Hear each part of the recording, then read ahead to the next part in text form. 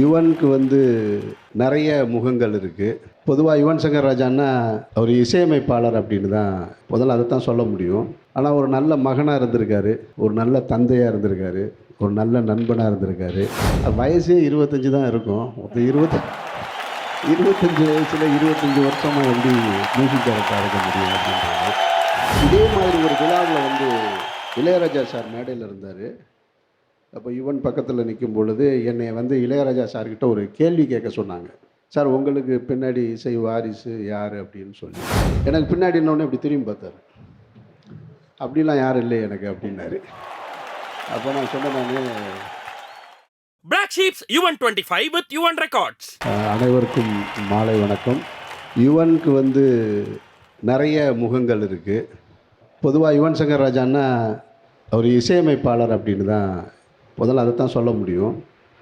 ஆனால் ஒரு நல்ல மகனாக இருந்திருக்காரு, ஒரு நல்ல தந்தையாக இருந்திருக்காரு, ஒரு நல்ல நண்பனாக இருந்திருக்காரு. ஒரு பச்சை தமிழனாக இருந்து இப்போ கொஞ்சம் கருப்பு திராவிடனாக வேற மாறி இருக்காரு. இது மாதிரி யுவனுக்கு நிறைய முகங்கள் இருக்குது. யுவன் 25 அப்படின்னா எனக்கு ஒரே ஒரு சந்தேகம்தான்.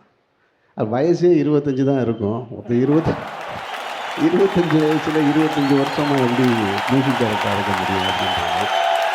அதில் எனக்கு கொஞ்சம் இப்போ இங்கே நிற்கிற எல்லாத்துலேயும் ஒரே ஒரு விஷயம் கூடுதலானா, அந்த 25ல் 20 வருஷம் கூட இருந்திருக்கேன்னு நினைக்கிறேன் நான்.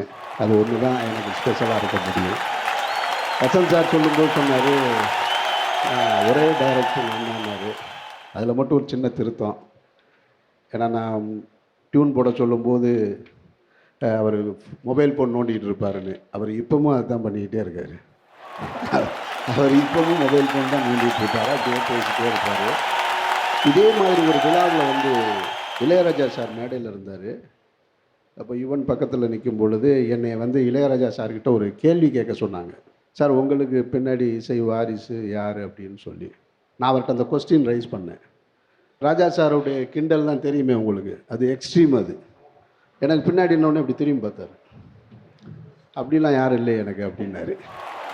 அப்போ நான் சொன்னேன், இல்லை சார், இசை வாரிசா யாரை சொல்லுவீங்கன்னு, அது அவங்களாம் வந்துக்கிற வேண்டியதுதான் அப்படின்னு ஒரு பதில் சொன்னார்.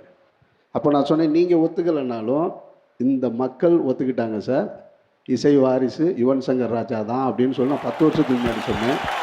அது மீண்டும் இங்கே நிரூபணம் ஆகிக்கிட்டு இருக்கு. ஒரு 10 இயர்ஸ்க்கு முன்னாடிலாம் அப்படி போட்டி போட்டு நின்றுட்டுருப்போம் கலசா ஸ்டுடியோவில். நான் ஒரு பக்கம் இருப்பேன், செல்வராமன் சார் ஒரு பக்கம் இருப்பார், இன்னும் நிறைய டைரக்டர்ஸ் இருப்பாங்க, வெங்கட் பிரபு ஒரு பக்கம் இருப்பார். ஒவ்வொருத்தர் பாட்டு டியூனையும் யுவன் போட்டு காட்டுவார் என்கிட்ட. போட்டு காட்டும்போதெல்லாம் நான் இதே சண்டை தான் அங்கேயும் நடக்கும். ஏங்க இந்த டியூனை எனக்கு போடலன்னு அவர் சொல்லுவார், ஏங்க உங்கள் படத்துக்கு போட்ட டியூனை தாங்க அவர் கேட்குறாரு அப்படின்னு. இந்த சண்டை ரொம்ப காலமாக நடந்திருக்கு. ஸோ அவ்வளவு எனர்ஜியான ஒரு ஆள் யுவன் சங்கர் ராஜா.